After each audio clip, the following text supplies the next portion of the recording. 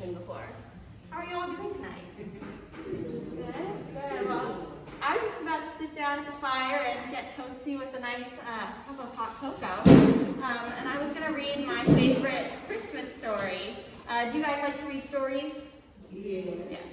Well, I have my favorite Christmas story, and I was hoping it would be okay if I read it to you tonight. Sure. Awesome. Thank you. It is called A Winter in the Woods. So, let's get started. All right.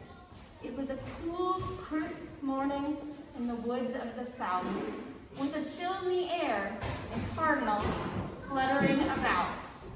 The animals began preparing without a moment's delay as the last warm days in the woods were fading away. Suddenly from the bushes, a bell was heard. In excitement, the creatures shifted and stirred, for they knew that the sound they just heard with their ears meant only that Mother Winter was here. Mother Winter said, "Hello, all of my creatures of the woods.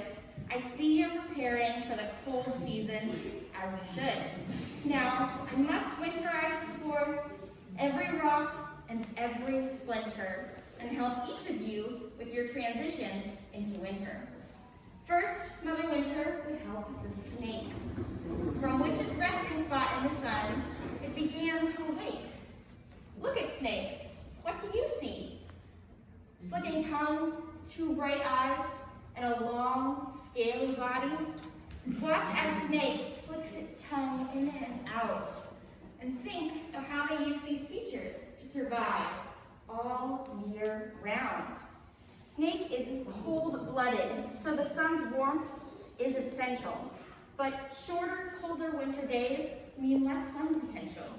So, to stay warm in the winter, Snake must go underground, where, away from the elements,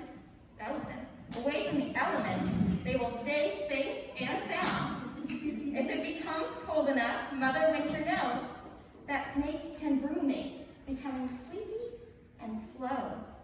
Now that Snake is ready for the cold season to come, Mother Winter can go help another little one. On she went, and as she looked around, she realized she needed to place snow on the ground. She pulled from her bag the magical thing and covered and wiped what once was green. She laid it here. She laid it there. It fell in the meadow, and it fell in her hair.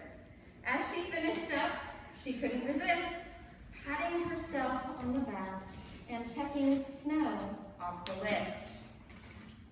Next, Mother Winter encountered an opossum below. They were walking with determination, like they had somewhere to go. Opossum hobbled out from the snowbank when they saw Mother Winter come near.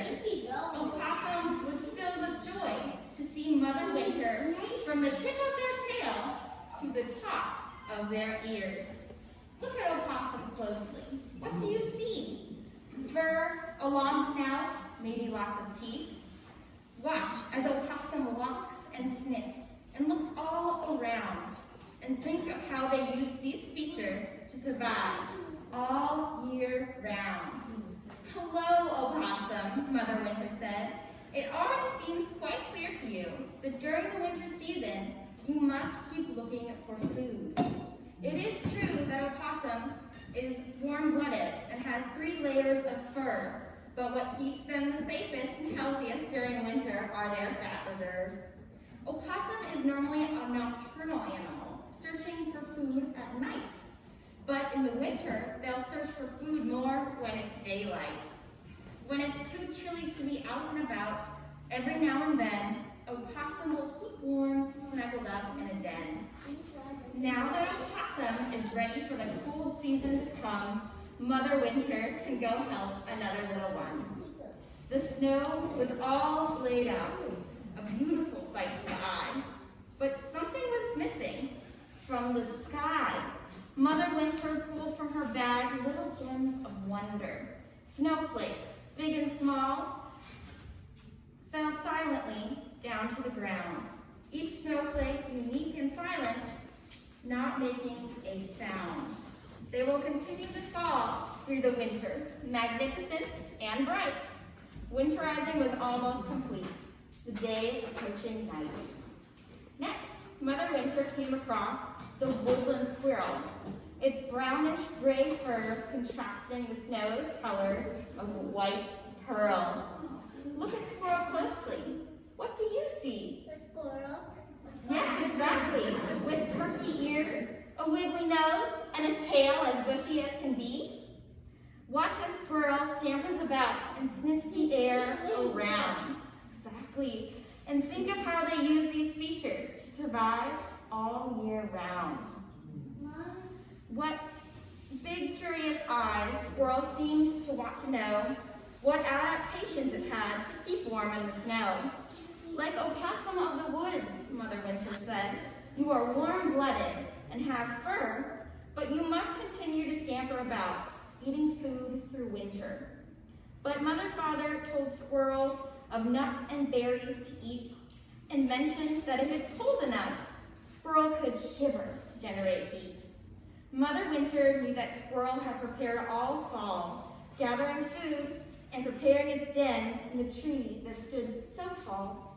It was filled with leaves and vines and things that would help keep Squirrel warm. High off the ground, tucked away, the perfect winter home. Squirrel was now ready for the cold season to come. Mother Winter was pleased to have helped another little one. Squirrels are so cute with all of their little hands. They try to get through all of the nuts that they have. They have to rip them open, so they spend a lot of energy on them. And then when they get to those nuts, they actually store them down underneath things and inside of their burrows. So it's pretty neat to see a squirrel. All right, back to my favorite story. Mother Winter then said, all my creatures of the woods, you have prepared well for the cold season. This is good. The forest has been winterized, every rock and every splinter, and I have no doubt that each of you are well prepared for winter. The snow is blanketed on the ground. The snowflakes were falling all around. What once was green was now frosted and white. It would be cold during the day and even colder at night. The sun had gone and the moon was above. A chilly winter had come upon us. But the animals were ready. The animals were prepared.